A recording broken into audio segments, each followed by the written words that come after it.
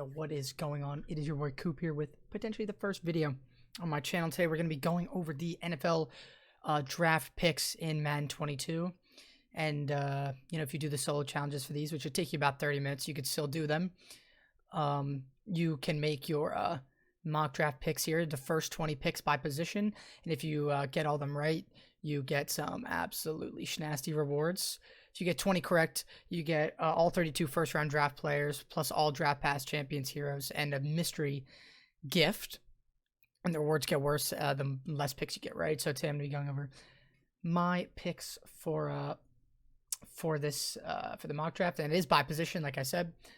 I'm recording this at 4 p.m. on draft day, so draft's in just a few hours. If you don't know basically anything, feel free to copy what these picks are, and I would recommend you stay on top of stuff.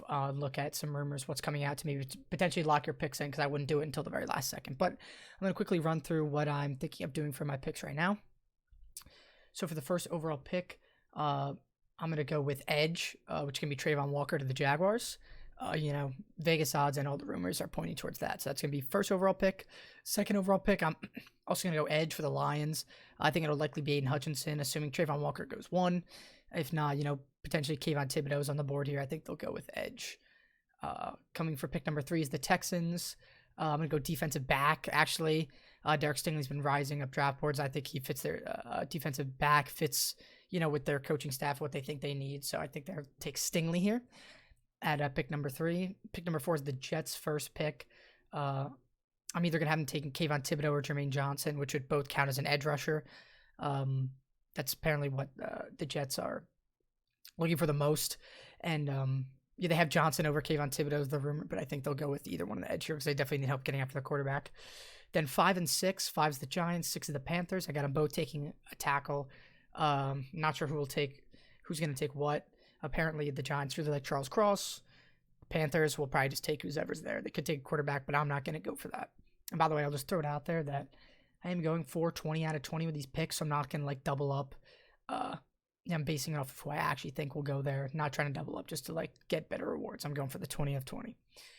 Anyways, 6th overall pick would have to be tackle. 7th overall pick, I'm going to go Sauce Gardner to the Giants, which would be another defensive back here at pick number 7. Especially with James Bradbury potentially leaving because they can't really pay him anymore. I think that's a good pick for them. Pick 8, I'm going to go with Edge for the Falcons. They also seem like Jermaine Johnson. So I think if he's here, they'll take him. If not, Kayvon Thibodeau might still be here. Whichever one goes 4. I think the other one would go here at 8. Plus, if it's Kayvon Thibodeau, I could see the Falcons trading back and someone trading up for Kayvon Thibodeau would pick 8. Pick 9, I have the Seahawks taking a tackle as well. I think this could be a quarterback team could trade up, like the Steelers from Malik Willis, but I have one of the big 3, Aquanu, Cross, or Neal falling to pick 9, and the Seahawks offensive line is trash, so I think they would go that for pick 9. Pick 10 is the Jets, definitely going to be a wide receiver here for me. Could be Drake London, that's the rumor, but I think it'll just be any receiver here at pick 10 for the Jets.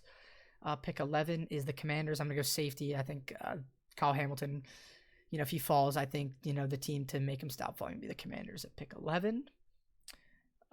12, Vikings, their secondary is awful. I think if one of the big 2 corners, Stingley or Sauce, falls to 12, they would easily scoop him up. If not, I could see them going for the next best guy, which is, I guess, maybe like Kyer Elam, but to most people, it's Trent McDuffie. Or if Kyle Hamilton's here, I think they would take him as well. And it is defensive back. So, when I'm saying corner, safety, that's both defensive back picks. And then, for offensive line, what I've said before, it's just offensive line, so tackle or guard. Okay, so that's 12 to the Vikings. 13, the Texans, I think, they're committing to Davis Mills as as their quarterback, so then they bring in a wide receiver to help him out. And I think if Garrett Wilson's here, that would be their pick. He's probably the best wide receiver in the class. At pick number 14, the Ravens, I'm going to have them go with non-edge D-line, so I'll just jump in here to show you the positions. So, QB, halfback, tight end, which I have none of. Wide receiver, defensive back, offensive line, edge rusher, non-edge D-line, non-edge linebacker. So I have Ravens at pick 14 going non-edge D-line, which can be Jordan Davis. Their run stuff was kind of trash, and he's maybe even the best player in this entire draft. So I'm going to have him going there to Ravens, pick 14, non-edge D-line.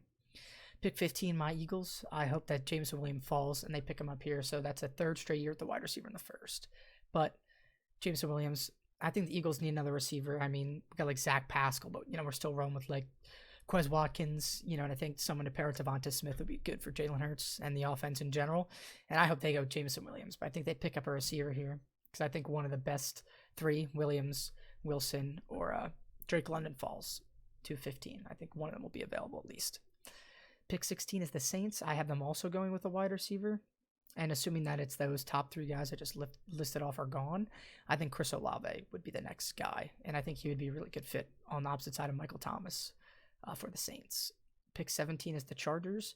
So I could see them going with Trevor Penning, who I don't love, who's a tackle, or Zion Johnson or one of the other interior offensive linemen, to protect Justin Herbert, especially that right side of their line. It's not Rashawn Slater. That's a little bit weak.